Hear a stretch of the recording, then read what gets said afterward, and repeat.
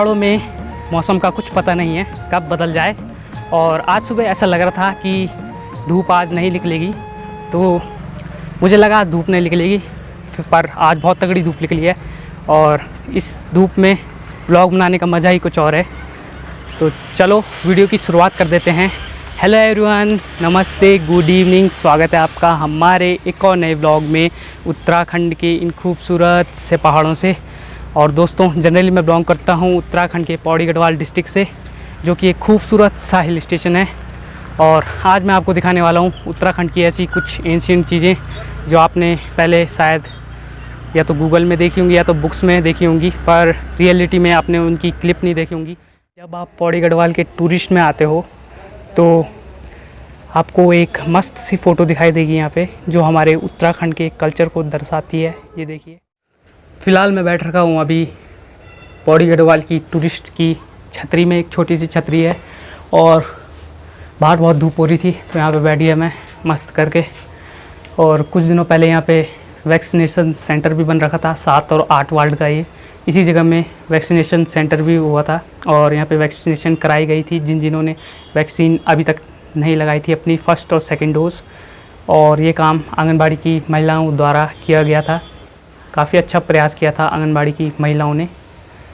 तो चलो फिर बढ़ते हैं अपनी डेस्टिनेशन की ओर।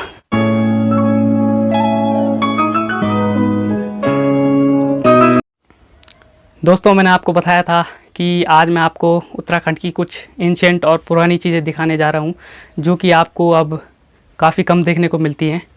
तो सबसे पहली चीज़ है हमारी रणसिंगा।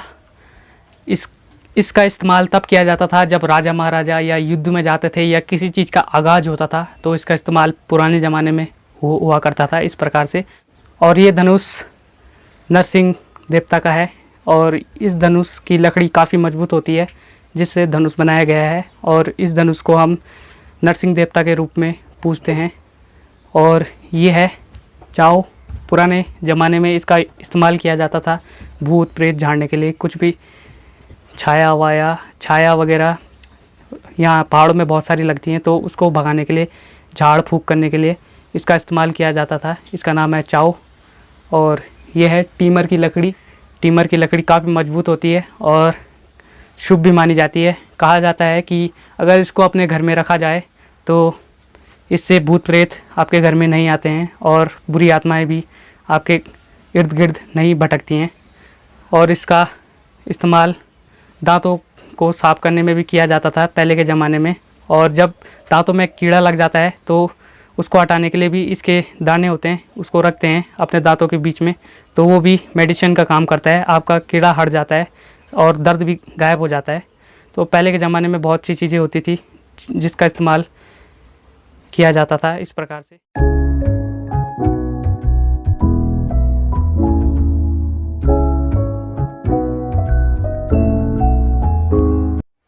कई लोग तो इस लकड़ी का नाम भी नहीं जानते होंगे और इस लकड़ी को देखा भी नहीं होगा, पर अभी भी गढ़वाल में और नेपाल में काफ़ी इस लकड़ी का इस्तेमाल किया जाता है।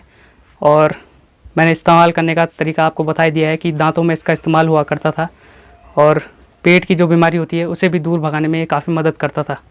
और ये है बेल का दाना, बहुत ही बड़ा था, तो इसको सुखा के इसकी ऐसे बना दिया है और उस पर पानी रखा जाता था और तब पूजाई की जाती थी।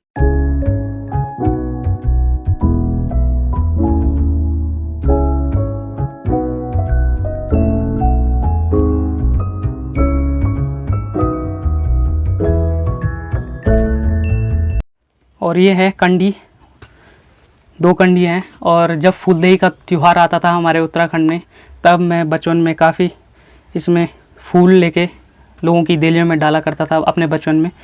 तो अब तो इसका इस्तेमाल बहुत कम होता है।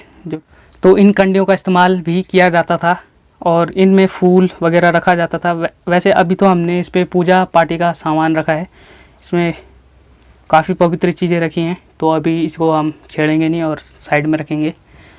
पहले के ज़माने में इसमें फूल रखते थे और फूलदेई के त्यौहार में लोगों के घर देलियों में फूल डाला करते थे हम भी।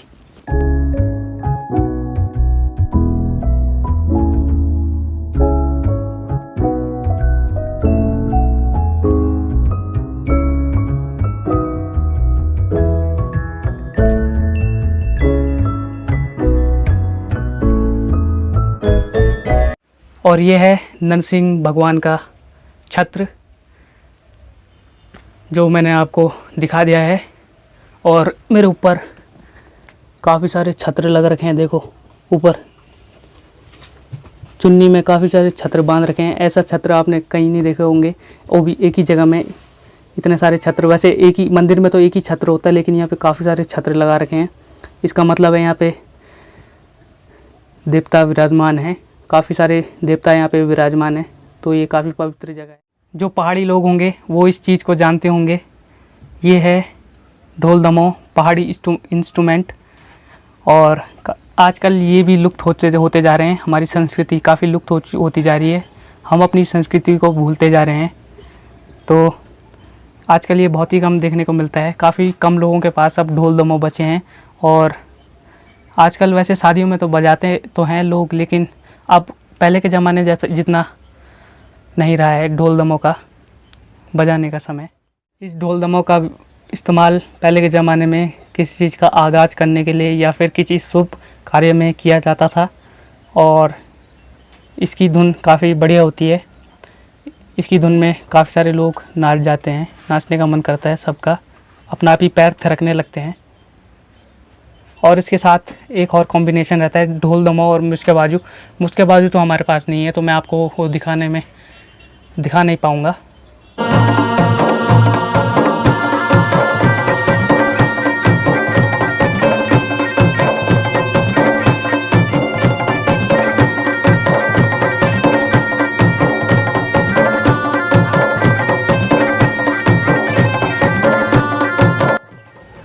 तो गाइज़, आज जो भी चीज़ें मैंने आपको इस ब्लॉग के थ्रू दिखाई है वो सब चीज़ें हमारी संस्कृति से गायब सी होती जा रही हैं। हम अपनी संस्कृति को भूलते ही जा रहे हैं। तो आई होप आपको ये वीडियो पसंद आया होगा। पसंद आए तो लाइक, शेयर और सब्सक्राइब ज़रूर करें। और मैं मिलता हूँ आपको अगले नए ब्लॉग में। तब तक के लिए हंसते रहिए, मुस्कुराते रहिए। जय हिंद, जय भारत, जय देवभूमि, जय उत्तराखंड। बाय।